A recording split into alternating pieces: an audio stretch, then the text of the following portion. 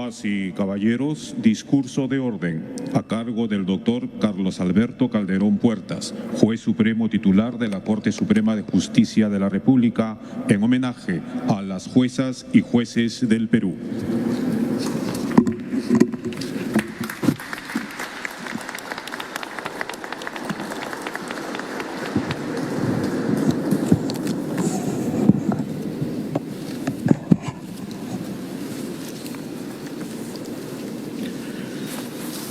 Señora Presidenta del Poder Judicial y de la Corte Suprema, señora Presidenta del Congreso, señoras juezas y jueces supremos, dignísimas autoridades, queridas juezas y jueces del país.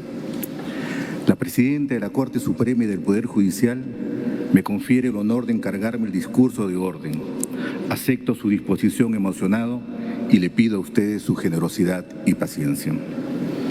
A lo largo de estos años, en este día, hemos rendido homenaje a diversos jueces que moldearon nuestra institución, dejaron su impronta y exhibieron su fe por transformar un país que se mostraba adolescente, para utilizar la frase de Luis Alberto Sánchez, y que siendo un problema era también una posibilidad, para finalizar con la expresión de Jorge Basadre. En los últimos años, en este mismo lugar, se ha rendido homenaje a destacados miembros del Poder Judicial, pero hoy, Presidenta, no quisiera referirme a un nombre en particular, sino hablar de las juezas y los jueces en general. No porque no exista a quien destacar, sino porque siento que en estos días debemos regresar a la pregunta inicial, a las que nos convocó y nos hizo abrazar esta profesión. ¿Quiénes somos, Presidenta? ¿Quiénes son las juezas y los jueces del Perú? Felipe Pardo y Aliaga, en un poema que llamó descriptivo, expresó para referirse a los jueces que lo esencial para nosotros era nuestro sueldo. Manuel Atanasio Fuentes, con el ácido humor que lo caracterizaba, se burlaba de los magistrados nombrados por el poder fregativo, señalando que van tarde a su despacho, duermen al oír los informes de los abogados y faltan al bulto. Y con acrimonia plena, González Prada, don Manuel, aseguraba con la pasión del apóstol y la beligerancia del profeta: jueces hay justos, porque no todas las serpientes ni todos los hongos encierran ponzoña mortal. Pero ¿acaso sea la celébérrima moneda de oro perdida en la plaza de Yanahuanca, retratada maravillosamente por Manuel Escorza en Redoble por Rancas, el que más ejemplifique esa desconfianza absoluta a los jueces, enmascarada en el temor, en la abdicación a la igualdad, en la reverencia que surge del cargo, en el miedo al traje negro de 6 botones del juez Montenegro? ¿Somos acaso, Presidenta, esas personas insensibles, ociosas, negligentes, temerosas, que la literatura peruana ha descrito en tantas y en diferentes obras?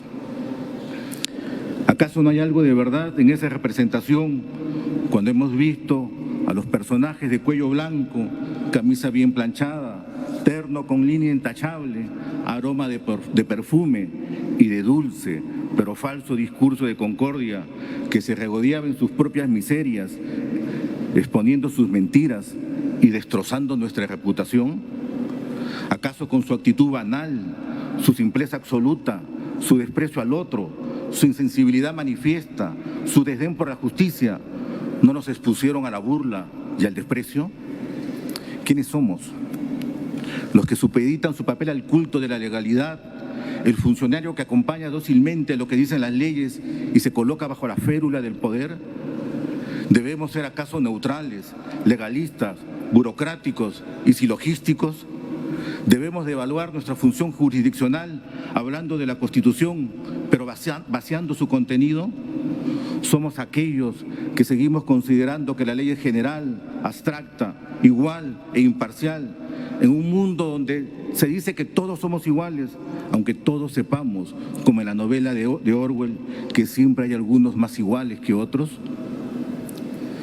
Aplicar justicia Administrar, ejecutar, hacer, no importa la expresión que se utilice, parece ser una cosa irrealizable para los seres humanos. A los jueces y a las juezas, simples ciudadanos y ciudadanos, nos corresponde la función de decidir. Tremendo fardo que cargamos en nuestras espaldas, porque así lo hemos querido y porque a ello nos llevó nuestra vocación. Podemos lamentarnos de los sinsabores del trabajo, de la falta de reconocimiento social, del agobio diario, de constituir una suerte de punching ball al que recurrirán tarde o temprano el político mentiroso o el periodista ignorante, cuando en busca del voto popular o su pequeña gloria trasladen sus propias culpas o denuncien sin corroboración mellando honras ajenas. Es verdad, podemos lamentarnos y quedarnos en el lamento, pero eso solo será prueba de nuestra debilidad institucional y de una falta de energía que parece ser congénita. No es el retroceso o el silencio lo que fortalecerá al Poder Judicial, sino el salto hacia adelante. Nacimos como institución frágil, el más endeble de los poderes, y así hemos permanecido. En los 17 tomos de la historia de la República del Perú, Jorge Basadre informa de la situación recurrente del Poder Judicial. Hay, en los reportes que efectúa una constante, cada cierto tiempo nuestra institución es intervenida y se disponen modificaciones epidérmicas, eventuales, adánicas, para terminar con lo que parece ser nuestra permanente crisis. Constituida la República, la Corte Suprema entró en funciones el 8 de febrero de 1825 durante el gobierno de Simón Bolívar. En los discursos propios de su instalación, si bien se celebraba el brazo independiente del resto de la administración, paralelamente se rendía tributo al Libertador. Intervenidos fuimos en 1828, otorgándose jubilación a varios miembros del Poder Judicial en una manera que se hizo luego habitual para deshacerse de los magistrados. Disueltos en el momento de la Confederación Perú-Boliviana en 1836, reformados y removidos en 1839, defenestrados Felipe Pardo y Aliaga en 1843 y Francisco Javier Mariátegui en 1849, apartados los magistrados de la Corte Superior de Arequipa en 1854, y una vez más reformada la Corte Suprema en 1855, y solo pasarían 10 años para soportar otra afrenta, esta vez con la creación de la Corte Central y la exigencia de rendir juramento al gobierno. Francisco Javier Mariátegui y José Luis Gómez Sánchez fueron cesados de su cargo por desacatar esa ley.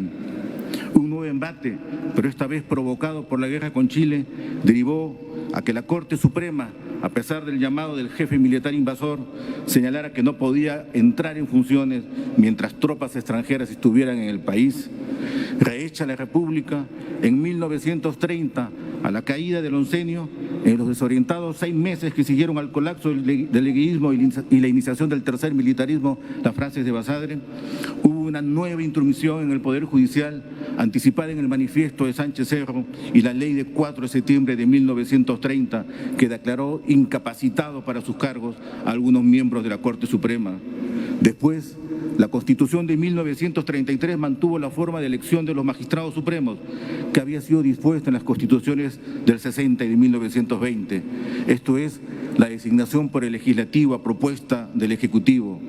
Basadre repara que ello originaba nombramientos clandestinos propiciados en el encuentro de 2 jefes con mayoría parlamentaria y agrega, en realidad, el verdadero y único elector era el presidente de la República. Esa forma de elegir es la que narra con lujo de detalles Domingo García Rada en sus Memorias de un juez. Ahí, casi sin percatarse del mundo de relaciones que permitió su ascenso, cuenta que se valió de su suegro, Víctor Andrés Belaúnde, para que éste hablara con el presidente Prado para que lo designaran como vocal supremo. García Rada, desde luego, fue designado vocal de la Corte Suprema y desempeñó el cargo hasta un día antes de la Navidad de 1969, cuando la Junta Militar de Gobierno presidida por el general Velasco lo despojó de su cargo a él y a todos los fiscales y vocales supremos. Restablecido el orden constitucional, durante el segundo gobierno de Fernando Belaúnde, entre 1980 y 1982, se efectuó una nueva purga de vocales supremos y la destitución posterior de más de 200 magistrados. Apenas 10 años después, el 5 de abril de 1992, se ordenó disolver el Congreso y reorganizar totalmente el Poder Judicial, el Consejo Nacional de la Magistratura, el Tribunal de Garantías Constitucionales y el Ministerio Público. Esa intervención, como se recuerda, originó nuevas destituciones y la instalación de una comisión ejecutiva que en la práctica gobernaba y dirigía el Poder Judicial.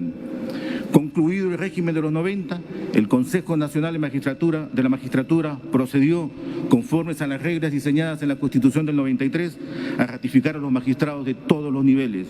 Y como se sabe, pero ahora en democracia, nuevamente se cesó, sin expresión de causa, a centenares de jueces.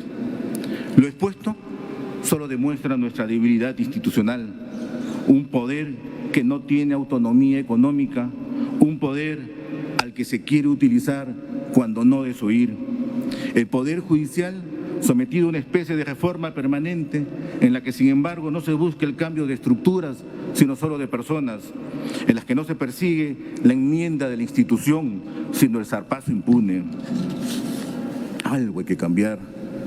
Una Corte Suprema más pequeña, con menos procesos, pero sin duda más eficaz, que oriente sus resoluciones hacia el futuro y no al pasado. Unas Cortes superiores donde terminen la mayoría de los procesos. Un judicial con precedentes que otorguen seguridad a los ciudadanos. Una necesaria vinculación entre jueces y sociedad. Unos fallos razonados que atiendan a la visión propia del Estado social y democrático de derecho. Esa es la respuesta. Lo demás ha sido y es puro embuste, lo fue y lo será siempre. Nacido en un palacio, los padres del príncipe Siddhartha trataron de evitar que se contaminara con el dolor. Por eso impidieron su salida y le crearon un mundo artificial. Una mañana, Siddhartha traspuso las barreras de palacio y lo que observó fueron los achaques de la ancianidad, las penas de la vejez y la tristeza de la vida que concluye. Vejez, dolor y muerte. El príncipe Siddhartha entendió que el mundo de la corte era solo ilusión y que la vida le deparaba el mismo sufrimiento que se le había ocultado. Porque un palacio es solo un edificio. Y un edificio, por más hermoso que sea, no puede ocultar que hay vejez, dolor y muerte. Que la labor de los jueces es decidir sobre hechos en los que se exhiben las mezquindades más profundas del ser humano. La persona que acaba con otra, o la mella, o la ultraja. El hijo que se olvida del padre. El hermano que desata una lucha fratricida. La mujer que es golpeada o violada. El anciano que batalla por una pensión miserable. Ese es el trabajo que se nos ha encomendado. Solucionar esos problemas, porque somos un hospital social. Lo diré una y mil veces. Aquí los tullidos, los heridos, los mutilados, los lacerados, los accidentados vienen en busca de algo que se llama justicia. Y nuestro deber, con todas las limitaciones que se pueda tener, es tratar de brindarle eso que se solicita. Difícil labor, pero por trabajosa que sea, es nuestra labor. ¿Quiénes somos, Presidenta? Somos los encargados de decidir y de buscar justicia en la solución. Somos las personas a quienes se les ha encomendado la tarea de resolver las disputas sobre vidas y propiedades ajenas. Tamaña empresa. En un mundo en el que al lado de la pureza y sensibilidad encontramos que la misma persona que nos tiende la mano en la mañana es aquella que probablemente se encargará ahora más tarde de hablar mal de nosotros, que aquel que hablaba de derecho y de decencia era ese de quien sabíamos que practicaba todo, menos las virtudes que proclamaba, que el que no trabaja se pavonea por la incesante labor que efectúa, que el que miente habla de sinceridad, que el que hierra traslada sus culpas a los otros y que el que abusa es el mismo que después habla de cortesía y buenas costumbres. El mundo al revés, los valores trastocados, la forma sobre el fondo. Lo importante del oficio era tengo el honor, aunque adentro no se dijera nada. lo que hace. Lo que nos ha hecho mal es esconder lo que siempre hemos sabido, que no hemos sido lo suficientemente vigorosos para rechazar a aquellos que con su mal comportamiento comprometían a la institución. Son los menos, pero son. Lo malo fue no exhibir nuestras entrañas y fingir para no perturbar. Lo que nos hizo daño fue la falsa admiración. Lo nocivo fue tener en nuestras mentes instaurado un esquema conservador y vertical de pensamiento y creer en una majestad que no se posee y pensar sin rubor en jerarquías y establecer distinciones por la medalla que se tiene. Lo que nos causó perjuicio fue callar. Lo que nos perjudicó fue tener un pensamiento unidimensional, un deseo de permanecer y una ambición sin heroísmo. La mancha de uno es la mancha de todos, es cierto, pero no menos verdad, como dice el Talmud, quien salva una vida, salva al universo entero. Hemos tenido páginas oscuras, pero también hemos exhibido momentos de fuego, de ardor, de pasión, de absoluta limpieza. Hoy es el día de las juezas y jueces comprometidos en esa labor. Son, aunque pudiera pensarse lo contrario, los más. Es posible que a veces el pesimismo los aborde y que, como Virata en un cuento de Stefan Zweig, solo quieran ser estrellas de la soledad. Pero no, queridas juezas y jueces del Perú, son ustedes no la estrella de la soledad, sino la fuente de la justicia. Son ustedes el verdadero poder judicial. Cuando la tristeza los embargue, cuando la melancolía los invada, cuando piensen que sus esfuerzos de nada valen, los invito a reencontrarse, a regresar al inicio de los tiempos, cuando todos sabíamos que el sentido de la existencia, el único sentido verdadero, era servir a los demás. Los invito a mirarse unos a otros, porque así como se percibe la miseria, también se advierte la bondad. La del magistrado que escucha al justiciable con paciencia, la del otro que corre en busca de una nueva información, el que habla encantado de una exposición a la que sí asistió y a la que sí escuchó, la del juez o la jueza que soporta la ausencia y dejadez de sus compañeros, la de aquel que se prepara con entusiasmo porque sabe muy bien que quien acepta un encargo para el que no está preparado es deshonesto con los demás, y todos en silencio, sin alboroto, que no se proclama la honestidad, sino se vive en ella. Entonces, Presidenta, ¿quiénes somos? Sin duda, no el funcionario que pintan las crónicas o describe las novelas, ni el pícaro que utiliza el judicial para su provecho, ni el que nos abruma con sus falsos saberes, ni el que quiere sobrevivir en su anomia o en su negligencia, ni mucho menos el que quiere el oropel y el agasajo.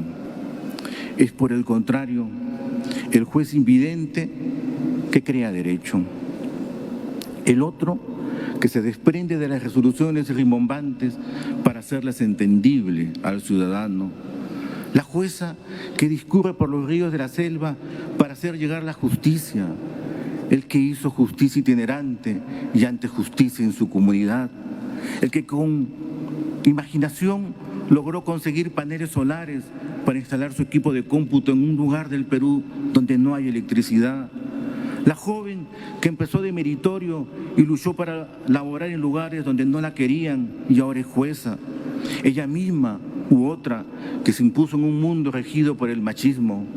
En fin, somos los que defienden a los vulnerables y los que están, como en un poema de Blas Otero, con la inmensa mayoría. Esos somos, Presidenta. Esas son las juezas, esos son los jueces del país. Y este es el homenaje que se les rinde a ellos. Son los que laboran sin cesar, los que le quitan horas a su descanso, los que pierden su salud en el trabajo, son los que estudian, los que hacen sus propias resoluciones, los que leen los expedientes, los que debaten, los que controlan su furia y si la tienen es solo para la injusticia, los que atienden bien, los que saludan a los que no se les hinchó el pecho por un título de papel, los que no se arredran con la llamada amenazante, los que conservan su dignidad a pesar de las injustas postergaciones, los que mantienen su voto, su honor y su independencia. Hoy es el día de ellos.